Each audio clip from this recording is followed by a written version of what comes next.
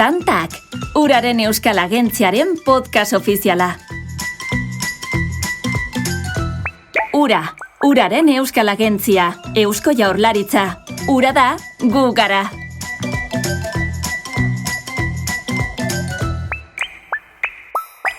Naturaren legearen arabera, espezie batek bizirik iraun nahi badu, merezi duela erakutsi behar du. Gizakiek izan ezik, gainerakoek prozesu enpiriku baten bidez egiten dute. Senaren bidez.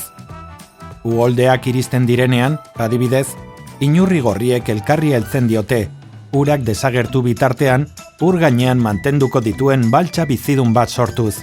Asteetan zehar beharrezkoa bada.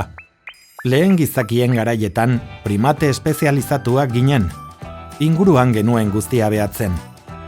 Espezie erabilgarri eta arriskutsuak bereiztearen, klima behatzearen, lurra ezagutzearen eta elikadurarako eskura zeuden baliabideak gehitzearen mende zegoen biziraupena. Gaur egun, ur tanta bakar bat milaka partikulatan banatzen ikasi dugu gizakiok.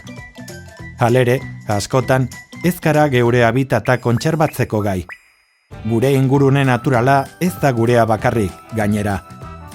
Planetan bizi diren gainerako espezie eta izaki bizidunena ere bada.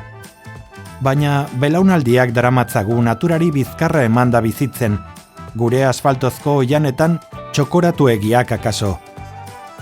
Uraren Euskal Agentziaren Tantak podcastean, ur pertsonaiak atala sortu dugu. Haurra ingurune naturalak eta beste bizimodu batzuk arakatzera eta aurkitzera daraman begirada garbi hori berreskuratzeko asmoz, txundituta gelditzen baita inurri hilarei, txorien hegaldiari edo intsektuen loreetako zereginei begira. Euskadin bizi diren milaka animalia eta landare espeziak zu ezagutzeko eta zuk beraiek ezagutzeko irrikaz daude. Ezetz guztia haien alde. Uraren Euskal Agentziaren Tantak podcastak uretako pertsonaiak aurkezten dizkizu. Ezagutu nola bizi diren, nola jokatzen duten, nola erlazionatzen diren, zer habitat dituzten. Uretako pertsonaiak ezagutzea, errespetatzea da. Europako aingirak oso arrain zaharrak dira. Duela 50 milioi urte baino gehiago hasi baitzen haien eboluzioa. Suge itxurako gorputz luzea dute.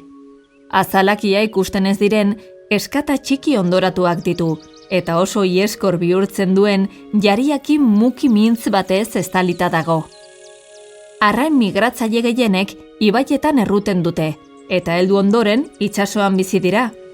Ibaiko aingira, ordea kontrakoa egiten duen arrain bakarrenetakoa da. Aintzira, ibai eta estuarioetan bizi da heldutan, eta ozeanora itzultzen da errutera. Izan ere, dozenaka urte bizi daitezke ibaietan itsasora itzuli aurretik, eta horren ondoren hil egiten dira. Errun ondoren, aingiraren larbek Europako kostalderainoko bideari ekiten diote. Hara iritsitakoan lehen metamorfosia jasaten dute, eta arrainkume garden bihurtzen dira, aingira itxura dute ordurako. Denok dakigu arrainkume horien izen gastronomikoa, angulak. Historian zehar, angulen arrantzaren eta kontsumo gastronomikoaren sorleku izan da Euskadi. Angulari edo angulero izenekoek gure ibaien ertzetan harrapatzen zituzten, modu tradizionalean, egurrezko galbae batez eta farol batez lagunduta. Ohiturak agindu bezala, buztinezko kazolan prestatzen eta kontsumitzen genuen sukaldaritzako gutizia hori. Oliba olioarekin eta baratxuriarekin eta egurrezko sardeska batekin lagunduta. Gaur egun, oso bestelakoa da errealitatea. Litekeena da Manhattango jatetxe batean zerbitzatutako aingira Atlantikoan jaio izana, Euskal Herriko ibai baten bokalean alebin gisa harrapatu izana, eta Hongkonera hegazkinez bidali izana, arrain aztegi batean gizentzeko. Heldu ondoren, garbitu, erre eta ontziratu egingo zuten, berriz ere hegazkinez New Yorkera bidali aurretik. Kotizazio altuaz eta merkataritza prozesu gupidagabeaz esertxo ere jakin gabe, aingirek ez dute amore ematen jaiotzen ikusi zituen itsasora itzultzeko ahaleginean. Gauza jakina da gau ezeetan milaka igaro daitezkeela aintzira batetik, ibai batera, lurrezko beso batetik, beren kideen gorputz busti eta irristakorrak zubi gisa erabiliz. Moldagarritasuna ez da duten gauza harrigarri bakarra, ordea. Milioika engira helduren ibaietatik itsasorainoko migrazioak planetako edozein animaliak egindako desplazamendurik luzeenen artean daude. Milaka kilometro egiten baitituzte. Ostopoz eta arriskuz josita dago bidea. Presa hidroelektrikoak, ur eramateak, kutsadura, gaixotasunak, harrapakariak eta gero eta gehiago, arrantza. Orain beste arrisku bat ere badago, klima aldaketak abiarazi litzakeen itsas korronteen aldaketekin. Migratzean, haien norabidea nahasten baitituzte. Orain arte ezin izan da Europako aingiraren errutea dokumentatu. Beraz, Grial santuaren moduko zerbait izaten jarraitzen du, haren ugalketaren misterioak biologoentzat. Sargazoen itsasoan soilik aurkitu da ugalketa eremua. Horregatik, bereziki gogorra egiten zaigu. Uraren euskal agentzian, aingira bezalako izaki berdingabe bat horren bizi zikloa ulertu baino lehen gal dezakegula onartzea.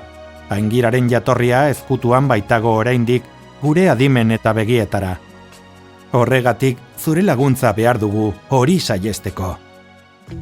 Uraren inguruko kultura berriaren pertsonaien eta balioen informazio gehiago nahi baduzu, jarrai ezaguzu Uraren Euskal Agentziaren Tantak podcastean. Bertan, Euskadiko urbideskei, uretako pertsonaiei, topikoei, euskal hidronimiari edo kulturaren eta uraren arteko loturari buruzko informazio eguneratua eskainiko dizugu. Gure uragentzia.euskadi.eus webguneko podcast atalean aurkituko gaituzu.